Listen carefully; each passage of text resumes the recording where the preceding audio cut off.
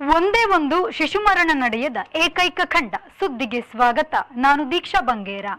ಭಾರತದ ಕೇರಳದ ಕೊಚ್ಚಿಯಲ್ಲಿ ಇದೀಗ ಅಂಟಾರ್ಕ್ಟಿಕ್ ಸಂಸತ್ ಅಧಿವೇಶನ ನಡೆದಿದೆ. ಭಾರತವು ಇದೇ ಮೊದಲ ಬಾರಿಗೆ ಅಂಟಾರ್ಕ್ಟಿಕ್ ಸಂಸತ್ ಅಧಿವೇಶನದ ಆತಿಥ್ಯ ವಹಿಸಿತ್ತು. 1959 ಡಿಸೆಂಬರ್ 1ರಂದು 12 ದೇಶಗಳು ಸಹಿ ಹಾಕುವುದರೊಂದಿಗೆ ಅಂಟಾರ್ಕ್ಟಿಕ್ ಸಂಸತ್ ರೂಪುಗೊಂಡಿತ್ತು. ಈ ಭೂಪ್ರದೇಶವನ್ನು ಶಾಂತಿಯುತವಾಗಿ ವೈಜ್ಞಾನಿಕ ಸಂಶೋಧನಾ ಕಾರ್ಯಗಳಿಗೆ ಮಾತ್ರ ಬಳಸಿಕೊಳ್ಳಬೇಕು. ಕಾಯಂ ವಸತಿಗೆ ಇಲ್ಲವೇ ಸಂಶೋಧನೆಗೆ ಸಲ್ಲದ ಸಂರಚನೆಗಳನ್ನು ನಿರ್ಮಿಸುವಂತಿಲ್ಲ ಎಂಬ ಒಪ್ಪಂದ ಈ ಮೊದಲ 12 ದೇಶಗಳ ನಡುವೆ ಆಗಿತ್ತು. ಮುಂದೆ ಭಾರತವು ಅದರ ಸದಸ್ಯತ್ವವನ್ನು ಪಡೆಯಿತು. ಅಂಟಾರ್ಕ್ಟಿಕ್ ಒಪ್ಪಂದದ 46ನೇ ಸಮಾವೇಶ ಮೊದಲ ಬಾರಿಗೆ ಭಾರತದಲ್ಲಿ ನಡೆಯಿತು. ಈಗ ಅಂಟಾರ್ಕ್ಟಿಕ್ ಸಂಸತ್ ಎನ್ನುವ ಈ ಒಪ್ಪಂದ ದೇಶಗಳ ಸಂಖ್ಯೆಯು 56ಕ್ಕೆ ಏರಿದೆ.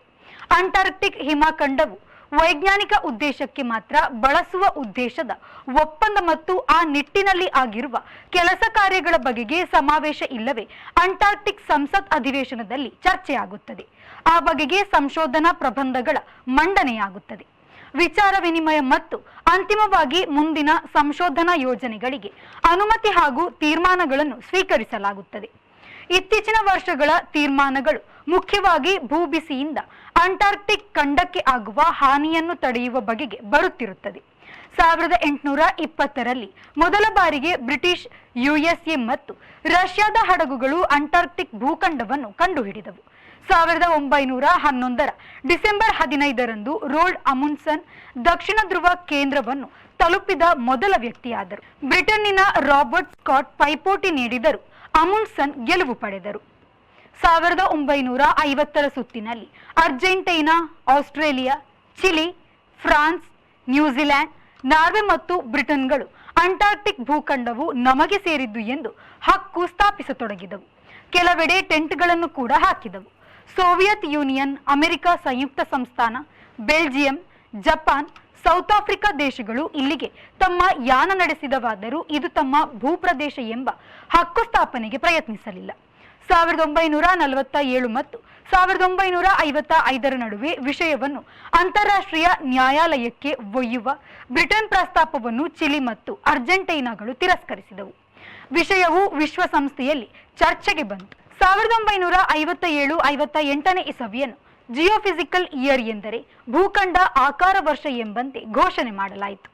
ಅದರ ಫಲದಂತೆ ಮೇಲಿನ 12 ದೇಶಗಳು 1959ರಲ್ಲಿ ಶಾಂತಿಯುತ ವೈಜ್ಞಾನಿಕ ಬಳಕೆಗೆ ಮಾತ್ರ ಅಂಟಾರ್ಕ್ಟಿಕ್ ಎಂಬ ಒಪ್ಪಂದಕ್ಕೆ ಬರುವುದು ಸಾಧ್ಯವಾಯಿತು. ಹಾಗಾಗಿ ಸದ್ಯ ಜಗತ್ತಿನಲ್ಲಿ ಯಾವುದೇ ದೇಶಕ್ಕೆ ಸ್ವಂತವಲ್ಲದ ಪ್ರದೇಶವೆಂದರೆ ಅಂಟಾರ್ಕ್ಟಿಕ್ ಖಂಡ. ಈಗ ಅದು 54 ದೇಶಗಳ ಒಪ್ಪಂದ ರಕ್ಷಿತ ಪ್ರದೇಶವಾಗಿದೆ. ಸದಸ್ಯರಾಗಲು ಇತರ ದೇಶಗಳಿಗೂ ಅವಕಾಶ ಇಲ್ಲ ಎಂದು ಒಪ್ಪಂದದ ನೀತಿ ನಿಯಮದಲ್ಲಿ ಇಲ್ಲ. ಲೋಕದ ಜನವಸತಿ ಇರದಿದ್ದ ಪ್ರದೇಶಗಳಲ್ಲಿ ಮುಖ್ಯವಾದುದು ಅಂಟಾರ್ಕ್ಟಿಕ್. ಇದು ಭೂಮಂಡಲದ ತೆಂಕಣ ತುದಿಯಾಗಿದೆ.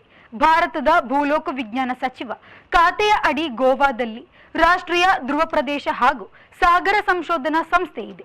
ಆ ಸಂಸ್ಥೆಯೇ ಕೊಚ್ಚಿಯಲ್ಲಿ ಅಂಟಾರ್ಕ್ಟಿಕ್ ಸಂಸತ್ ಅಧಿವೇಶನವನ್ನು ನಡೆಸಿತು.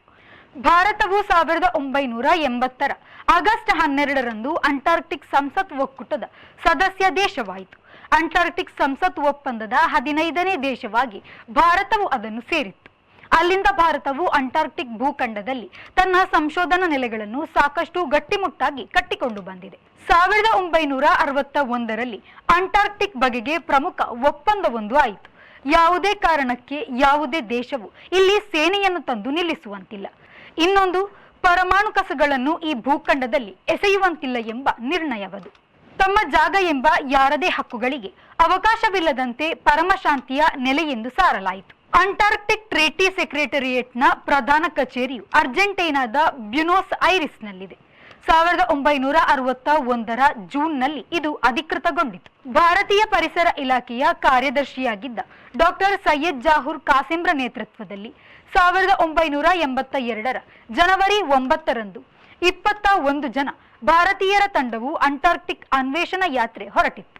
ಭಾರತೀಯ ನೌಕಾಪಡೆಯ ಲೆಫ್ಟಿನೆಂಟ್ ರಾಮ್ಚರಣ್ ಮೊದಲಿಗೆ ಅಂಟಾರ್ಕ್ಟಿಕ್ ನೆಲದಲ್ಲಿ ಕಾಲಿಟ್ಟ ಭಾರತೀಯ ಎಂದು ಹೇಳಲಾಗಿದೆ.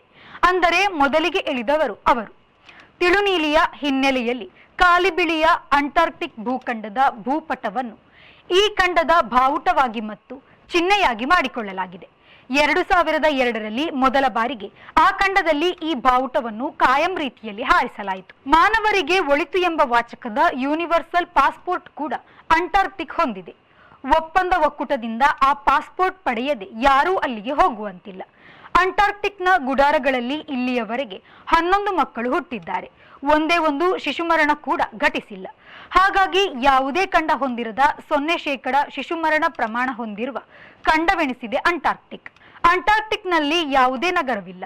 ಅಲ್ಲದೆ ಈ ಭೂಖಂಡವು ಯಾವುದೇ ರಾಜಧಾನಿಯನ್ನು ಕೂಡ ಹೊಂದಿಲ್ಲ. ಅಂಟಾರ್ಕ್ಟಿಕ್ ಖಂಡದ ತೆಂಕಣ ತುದಿಯ ರೋಸ್ ಐಲ್ಯಾಂಡ್ನ ಮೆಕ್ಮುರ್ಡೋ ಸ್ಟೇಷನ್ನ ಸುತ್ತಲೇ ಇಲ್ಲಿ ಜನರು ಸಂಶೋಧನೆಯಲ್ಲಿ ತೊಡಗಿಕೊಂಡಿದ್ದಾರೆ. ಕೆಲವು ಕಾಲ ಅಲ್ಲಿದ್ದು ವಾಪಸ್ಸು ಬರುತ್ತಾರೆ. ಭಾರತವು ಕೂಡ ನಿರಂತರ ಈ ಸಂಶೋಧನಾ ಕಾರ್ಯಗಳಲ್ಲಿ ತೊಡಗಿಕೊಂಡಿದೆ. ಇದು ಈ ಹೊತ್ತಿನ ಸುದ್ದಿ. ನಿರಂತರ ಸುದ್ದಿ ಮತ್ತು ಮನೋರಂಜನೆಗಾಗಿ V4 ನ್ಯೂಸ್ನ ಫೇಸ್ಬುಕ್ ಪೇಜ್ ಫಾಲೋ ಮಾಡಿ ಹಾಗೂ ಯೂಟ್ಯೂಬ್ ಚಾನಲ್ ಸಬ್ಸ್ಕ್ರೈಬ್ ಮಾಡಿ.